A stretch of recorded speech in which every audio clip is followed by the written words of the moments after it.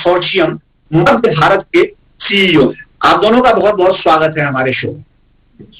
शिशिर जी, आपसे हम इस पूरी चर्चा की शुरुआत करते हैं, और जैसा कि हम लोग अभी मैं प्रोग्राम के इंट्रो में कह रहा था, मैं उसी बात से शुरुआत करूंगा कि दिल्ली में हम लोग बहुत कुछ सुनते हैं कि ये हुआ है। तो अभी जो मोदी सरकार ने जो पिछले 1-1.5 महीने में कुछ बड़े फैसले लिए हैं, जो कृषि क्षेत्र में माना जा रहा है कि अगले आने वाले महीनों और सालों में एक क्रांतिकारी बदलाव ला सकते हैं, वो कौन से फैसले ऐसे हैं, और उनको थोड़ा सा हमारे दर्शकों के लिए बहुत संक्षेप में समझाएं। देखिए, जब नीति निर्धारण की बात आती है उसमें आमतौर पे 2 तरीके होते हैं। एक होता है कि आप ऊपर से कोई नीति तय कर देते हैं और फिर नीचे कह देते हैं कि आप इसको लागू करो। एक तरीका ये होता है कि आप नीचे से राय मशविरा करते हैं और फिर बड़े ऊपरी के स्तर पर आप फैसला करते हैं। जो आप 3 अहम फैसले देखें जो कृषि के से जुड़े हुए आत्मनिर्भर भारत के तहत किए गए, उसमें से क्या था? एक एपीएमसी एक्ट में अमेंडमेंट था, एक आपका जो एसेंशियल कमोडिटीज एक्ट में अमेंडमेंट था, और तीसरा जो कि कॉन्ट्रैक्ट फार्मिंग से जुड़ा हुआ था। इन तीनों में अगर आप एक जो कॉमन मुद्दा है वो ये है कि किसानों को किस तरीके से आजादी मिले अपने उत्पादों को बेचने की, अपने उत्पादों की कीमत तय करने की। हम लोग हमेशा से ये कहते रहे कि किसान इकलौता ऐसा उत्पादक है जिसे अपनी उत्पाद की कीमत तय करने का अधिकार नहीं मिलता है। कोई ना कोई तय कर देता है और उसे वो कीमत मिल जाएगी इस बात की कोई गारंटी नहीं होती है। उम्मीद ये की जानी चाहिए कि जो 3 फैसले हैं, चाहे वो एपीएमसी एक्ट में बदलाव हो, चाहे कॉन्ट्रैक्ट फार्मिंग के लिए कायदे कानून की बात हो, या फिर एसेंशियल कमोडिटीज एक्ट में बदलाव हो, इन तीनों का सबसे ज्यादा फायदा अगर किसी को मिलेगा तो वो किसान को मिलेगा। योगेश जी, एपीएमसी एक्ट में बदलाव की सरकार ने बात कही है, जिसके बारे में शिशिर ने भी बताया है। और भी कुछ फैसले हैं जिन पर अभी कार्यक्रम में आगे हम लोग बात करेंगे, लेकिन जो ये फैसला है एपीएमसी में जो बदलाव की बात कही गई है, जिससे माना जा रहा है किसानों को एक बड़ी आजादी मिलेगी कि वो अपने हिसाब से चीजों को, अपने उत्पादों को जहां बेहतर भाव मिले वहां बेच सकते हैं, उसको आप कैसे देख रहे हैं? एफपीसीज उससे कितना फायदा उठा सकते हैं और कितनी उम्मीद है इस फैसले को लेकर?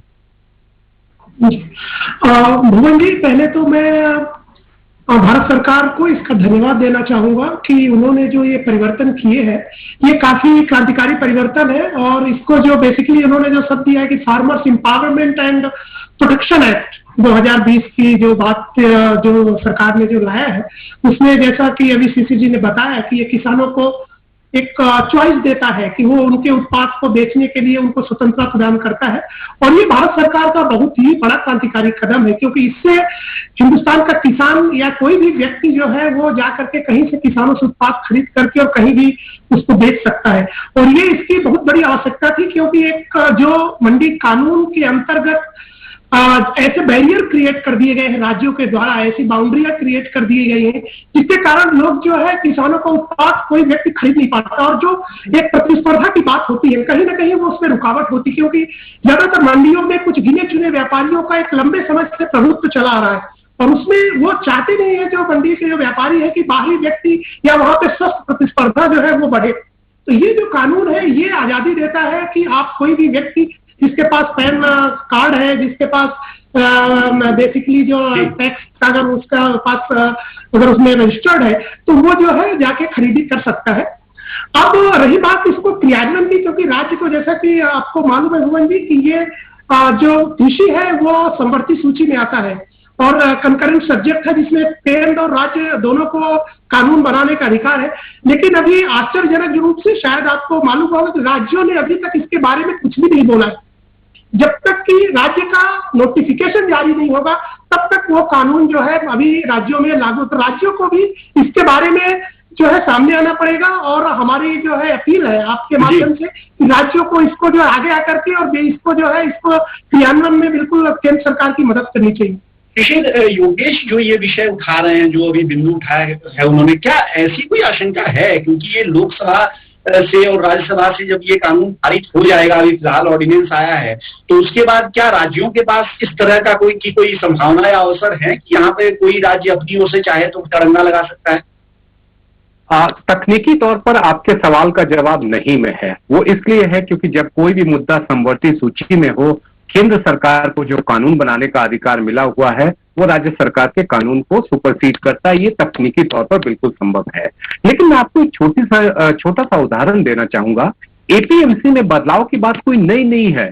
ये 2004 में एक ड्राफ्ट जारी किया गया था और राज्य सरकारों से कहा गया था कि वो इस पर विचार करके अपने अपने क्षेत्र में इस पर काम करें। 2004 से हम 2020 पे पहुंच गए, उसके बावजूद भी बहुत ज्यादा उस पर काम नहीं हो पाया। तो इसका सीधा सीधा मतलब है कि यहाँ पर राजनीति ज्यादा हावी है, बजाय कि कोई आर्थिक पक्ष या कोई तकनीकी पक्ष जो है इसके ऊपर काम करता है। आप देखेंगे कि कई राज्यों में जो मंडी हैं या जो मंडी समितियां हैं, वहां पर राजनीतिक दलों का या राजनीतिक व्यक्तित्व का जो है उस पर दबदबा चलता है। तो ऐसी सूरत में राज्य सरकारें अपने स्तर पर जो वहां की राजनीतिक जरूरतें होंगी उसके हिसाब से कदम उठाएंगी। अभी कुछ नहीं कह पा रही हैं क्योंकि अभी उनके पास ऑर्डिनेंस आया है, उसके ऊपर वो विचार करेंगे। लेकिन मैं तकनीकी तौर पे कहूं तो शायद उनके पास बहुत ज्यादा विकल्प नहीं बचे। जी, आप दोनों मेहमानों से हमारी बातचीत जारी रहेगी। फिलहाल वक्त हो गया है मंडी.com में एक छोटे से ब्रेक का। बने रहिए हमारे साथ। ब्रेक से लौटने के बाद और जो कुछ बड़े फैसले सरकार के रहे हैं उन पे भी हम चर्चा करेंगे। उनके भी क्या उसमें शंकाएं हैं, और योगेश द्विवेदी जैसे जो किसान हैं, जो किसान उत्पादक संगठन है, उनके बारे में बात करेंगे और उन शंकाओं का समाधान समझने की कोशिश करेंगे शिशिर सिन्हा जी से। हमारे साथ देखते रहिए। बीमारियों से कैसे बचेगी फसल, मवेशियों की मुश्किलों का क्या है हल, कहां से लाएं बीज, कितनी लगेगी खाद, किसानों के हर फोन का विशेषज्ञ देंगे जवाब। देखिए हेलो किसान लाइव सोमवार से शुक्रवार शाम 6 बजे। ये कामयाबी है अन्नदाता की, ये कहानी है खेत और खलिहानों की। कैसे करें अपने पशुओं की देखभाल, जानिए गांव-गांव के किसानों का हाल। देखिए गांव किसान सोमवार से शुक्रवार दोपहर 12:05 पर। स्वागत है एक बार फिर मंडी.com में। हम बात कर रहे हैं आज जो मोदी सरकार ने पिछले कुछ हफ्तों में कृषि क्षेत्र से जुड़े कुछ बड़े सुधार जो किए हैं उनको लेकर, और क्या उनका मतलब है और उसमें किसानों को किस तरह की शंकाएं लग रही हैं या क्या वो आगे इसका उपयोग देख रहे हैं, क्या अवसर देख रहे हैं, इस बारे में हमारे साथ बने हुए हैं दिल्ली से इस चर्चा में भाग लेने के लिए हिंदू बिजनेस लाइन के senior deputy editor Shishir Sinha, और भोपाल से योगेश द्विवेदी जो मध्य भारत एफपीसी कंसोर्शियम के सीईओ हैं। ये कंसोर्शियम भोपाल के 44 जिलों के 122 एफपीसी से जुड़ा हुआ है और उनको हर तरह की मदद पहुंचाता है। योगेश जी, जो पिछले ब्रेक पे जाने से पहले हम बात कर रहे थे, आपने एक आशंका जाहिर की थी कि अभी तक राज्य सरकार ने इसे लेकर नोटिफिकेशन जारी नहीं किया है, जो एपीएमसी एक्ट की हम बात कर रहे थे। हालांकि शिशिर जी ने बहुत साफ किया कि इसमें बहुत ज्यादा स्कोप है नहीं कि राज्यों के पास वो चाहें तो डिले कर सकते हैं, लेकिन आखिरकार क्योंकि एक केंद्रीय कानून है तो उनको इसे मानना पड़ेगा। इसी बात को और आगे एक चरण लेकर चलते हैं कि क्या आपको लगता है कि एपीएमसी एक्ट में जो ये सुधार हुआ है, जब भी राज्य सरकारें इसको इस सुविधा को किसानों तक पास ऑन करेंगी तो किसानों को इसका लाभ होगा? क्या आपको लगता है कि एपीएमसी के दायरे के बाहर जो छूट मिली है किसानों को अपना माल बेचने की, इससे वास्तव में किसानों की आमदनी पर सीधा असर पड़ेगा? फायदा तो किसानों का स्वाभाविक रूप से होगा।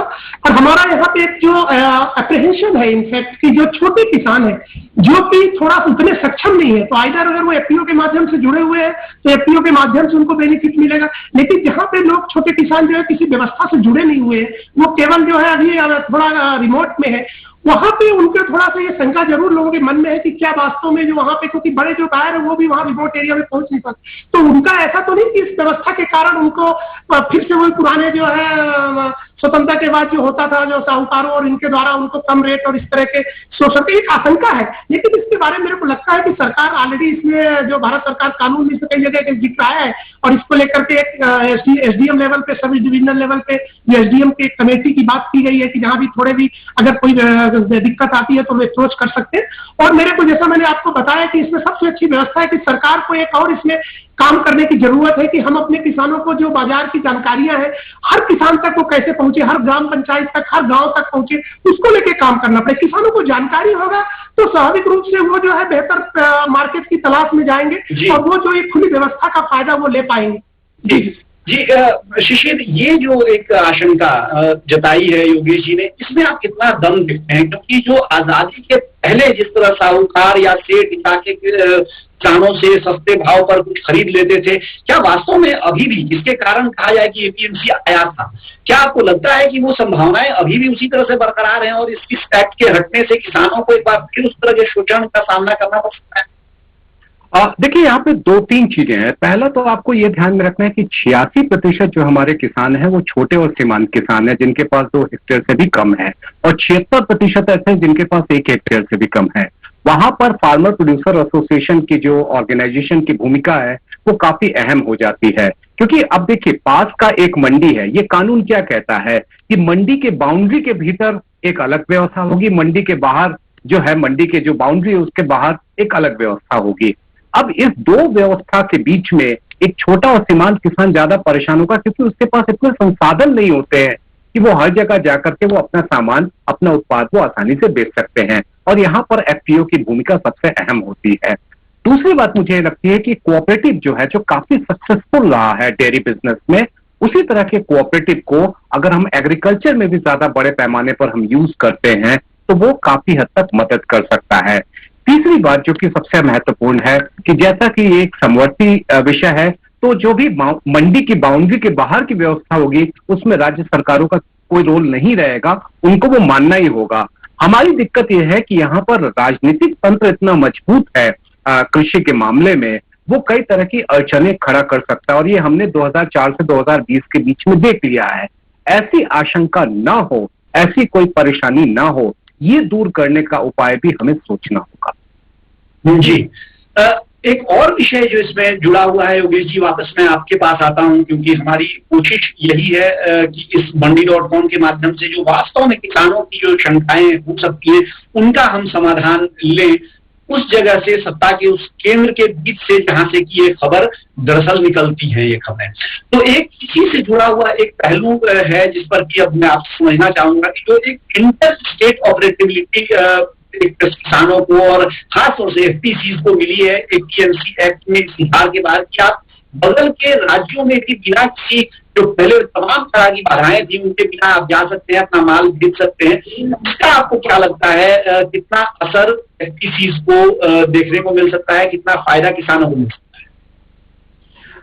ये जैसा मैंने आपको बताया कि ये सबसे बड़ा महत्वपूर्ण पहलू है इस जो नया ऑर्डिनेंस है भारत सरकार का। ये एक मौका देता है कि एक राज्य से दूसरे राज्य में जाके किसान उत्पादक संस्थाएं अपना प्रोड्यूस बेच सकती है, और ये बड़े बाजार, उनको जो है बड़े बाजार का वो फायदा उठा सकती है। तो ये वास्तव में बहुत महत्वपूर्ण और बहुत सारे एफपीओ जो है आगे आ रहे हैं, वो दूसरे प्रदेशों में अपना उत्पाद लेने की बात कर रहे हैं। दूसरे प्रदेशों पे जैसे मैंने बताया जीरा है या ऐसे प्रोड्यूस जो मध्य प्रदेश में जैसे नहीं होते, वो दूसरे राज्यों से खरीद करके और उसके व्यवसाय की संभावनाएं देख रहे हैं। तो ये एक महत्वपूर्ण पहलू है, और ये मेरे को लगता है कि ये जो है इसके शुरू होने से जो बाजार, जैसा सुशील जी बोल रहे हैं कि वो जो दायरा जो है अभी बाजार का, किसानों के पास जो चॉइस है, वो जो सीमित जो चॉइस है, उसका जो दायरा काफी बढ़ जाएगा। ये जो बात सारी योगेश ने कही है उस पर एक बहुत संक्षिप्त टिप्पणी में चाहूंगा कि जो राज्यों की एक सुविधा मिली है, खासतौर से उन्हें कई सारी कमोडिटीज में हम देखते हैं, जो राजस्थान है, मध्य प्रदेश है, गुजरात है, उसमें एक राज्य में उत्पादन होता है लेकिन प्रोसेसिंग की इसका सारा जो इंफ्रास्ट्रक्चर है वो दूसरे राज्य में है, और वहां क्योंकि किसान जा नहीं सकता है तो वो मजबूरी में वो पूरी तरह से जो कहा जा सकता है कि जो संपन्न ट्रेडर हों या कॉर्पोरेट हों, उनको उनके हाथ उसको जाना ही पड़ता है। तो क्या ये सुविधा मिलने से अब किसान ज्यादा पैसे बचा सकेगा अपने लिए? बिल्कुल। देखिए, मुझे लगता है कि आपका इशारा शायद कॉन्ट्रैक्ट फार्मिंग की तरफ ज्यादा चल रहा है, कि आप जो कुछ भी जरूरत है एक खास तरह के उद्योग की या खास तरह के फूड प्रोसेसर की, उसके हिसाब से आप सामान का उत्पाद आप लाते हैं और फिर उसको वो आप हैंडओवर कर देते हैं, फिर जहां पर उसकी प्रोसेसिंग होती है।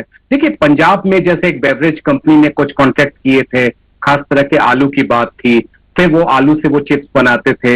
इन सभी जगहों पर उसका फायदा किसानों को मिला है। अभी बहुत छोटे छोटे स्तर पर हमने वो देखे हैं प्रयोग, अब ये बड़े पैमाने पर जब होगा, जब ज्यादा से ज्यादा राज्यों में, क्योंकि हर राज्य की अपनी एक भौगोलिक परिस्थिति है, वो भौगोलिक परिस्थिति उस खास तरह के कृषि उत्पाद के लिए आवश्यक होता है।